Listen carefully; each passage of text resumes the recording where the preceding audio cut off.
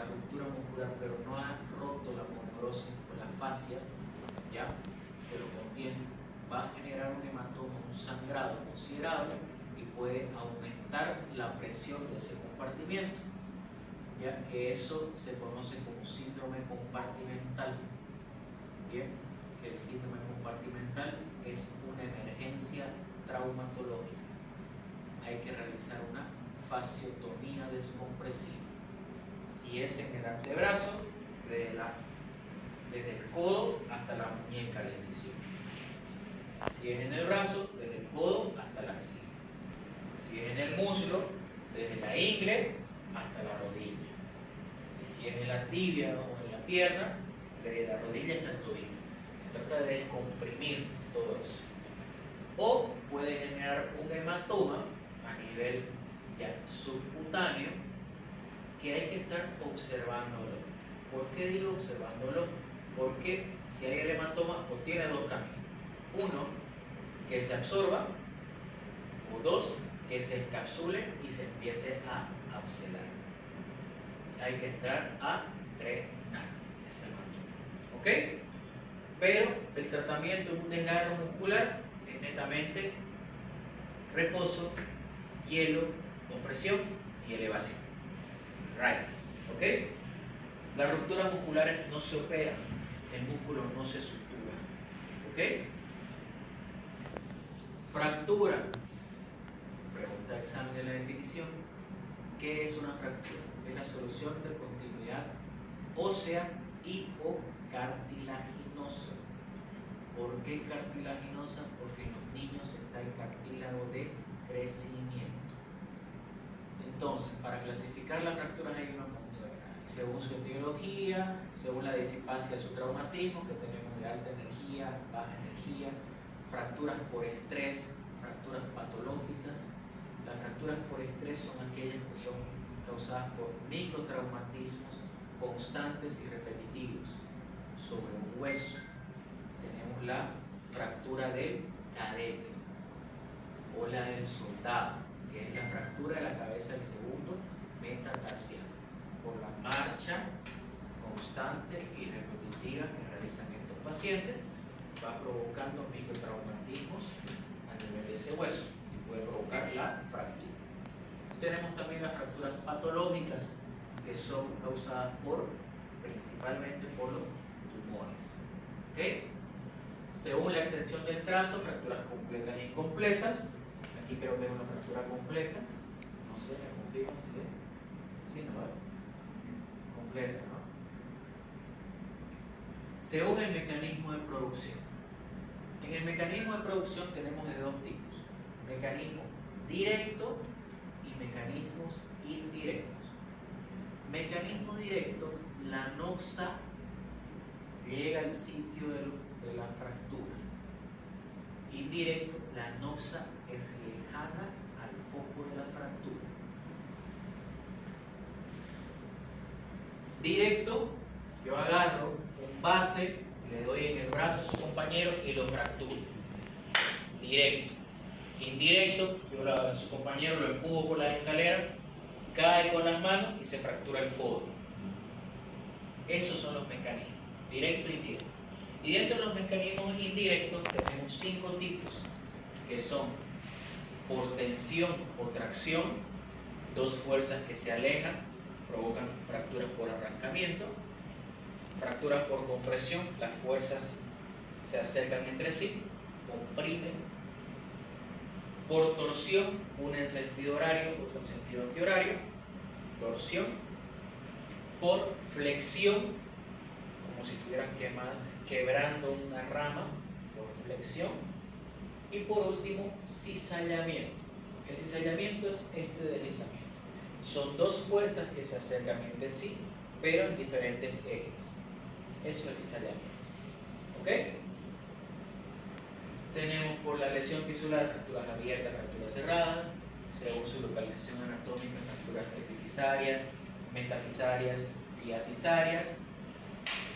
Según el tipo de trazo, fracturas transversas, fracturas oblicuas, fracturas espiroideas, fracturas en tercer fragmento o en ala mariposa o en cuña, y fracturas conminutas. La diferencia entre una fractura oblicua y una fractura transversa son 30 grados de inclinación. Fracturas oblicuas son mayores a 30 grados y fracturas transversas son menores a 30 grados. ¿Ok? Fracturas estables e inestables, que clasificamos según su estabilidad. Luxación es la segunda emergencia traumatológica, de las 4 o de las 5 que le voy a mencionar. La luxación es la pérdida total de la congruencia articular.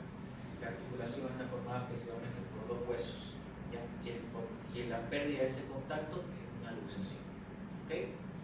La más frecuente es en el hombro, ¿ya? Y dentro de las dos, luxación anterior y luxación posterior, es la luxación anterior.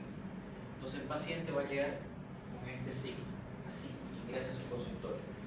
Gran dolor, impotencia funcional a nivel del hombro. Y ahí van a encontrar el signo de la charretera. El signo de la charretera, ¿ya? Es la charretera, para que se ubiquen, son donde colocan los grados los militares o los policías.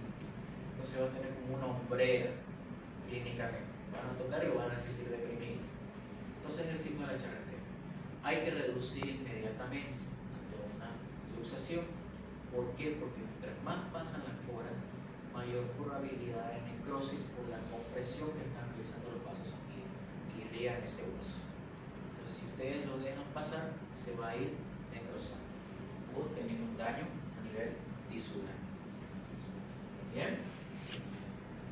La herida es la pérdida de la continuidad de la piel, puede ser heridas por amputación, heridas punzantes, cortantes, laceractivas, abrasivas, ya, por aplastamiento, en fin, esas son las heridas.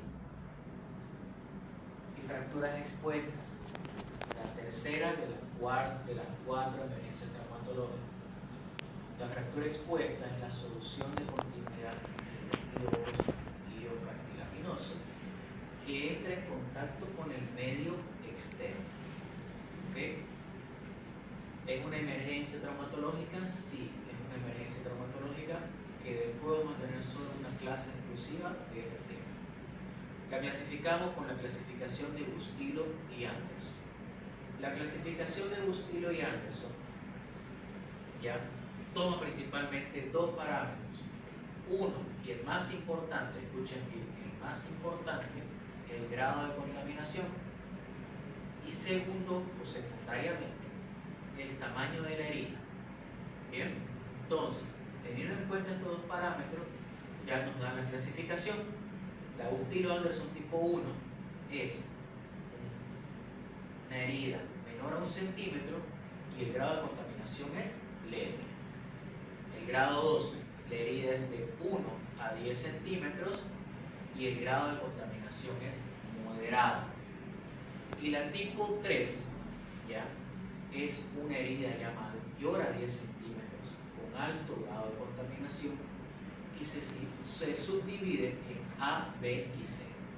La tipo A son aquellas fracturas expuestas donde ustedes tienen cobertura. La fractura puede estar cubierta por piel, por músculo, pero está cubierta. La 3B no hay, por más que ustedes intenten cubrir, no cubre la fractura. Entonces sí o sí necesitan hacer algún colgajo, bien, para poder cubrir esa fractura. 3B. Y la 3C es que ya hay un daño vascular. Son las fracturas por amputación, las amputaciones traumáticas. ¿Ya? Si llega un paciente que se cae en el campo, tiene la herida menor a 1 centímetro, pero la mano está cubierta de material fecal, ¿qué grado sería? 1, 2 o 3. ¿Cómo? 1. Entonces el grado de contaminación es leve. Quiero que entiendan esto bien. Por eso les dije, tomen atención. El grado de contaminación es más importante y secundario viene el tamaño de herida. Si me ingresa un paciente que se cayó y está cubierto con toda materia fecal en el campo y herida de 1 centímetro, yo tengo una fractura altamente contaminada. Entonces vendría a ser tipo 3.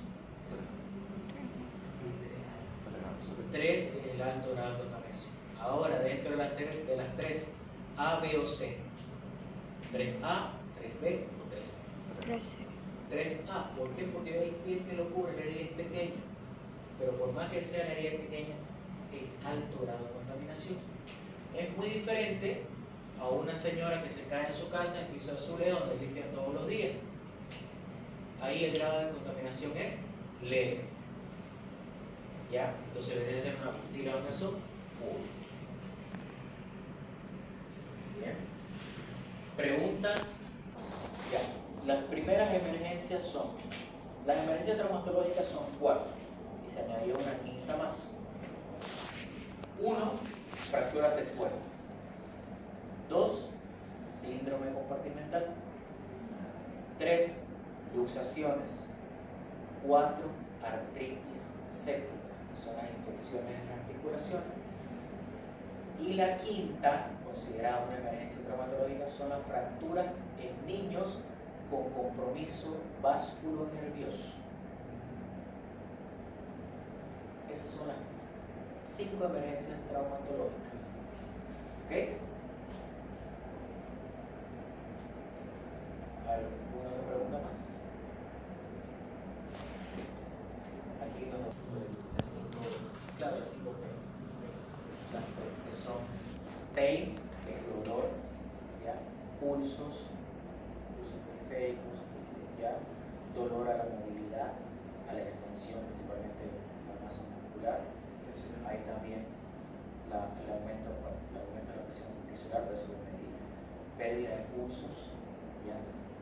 Palidez, parestesias, ¿ya? Pero ya cuando perdes el pulso y perdes parestesia, hay un daño irreversible. Entonces, si vemos el signo distintivo es el aumento de dolor incontrolable. 1. 2, que usted extiende esa masa muscular y le genera un dolor. Ya con eso es suficiente criterio de ingreso a quirófano, realizar la fasciotomía de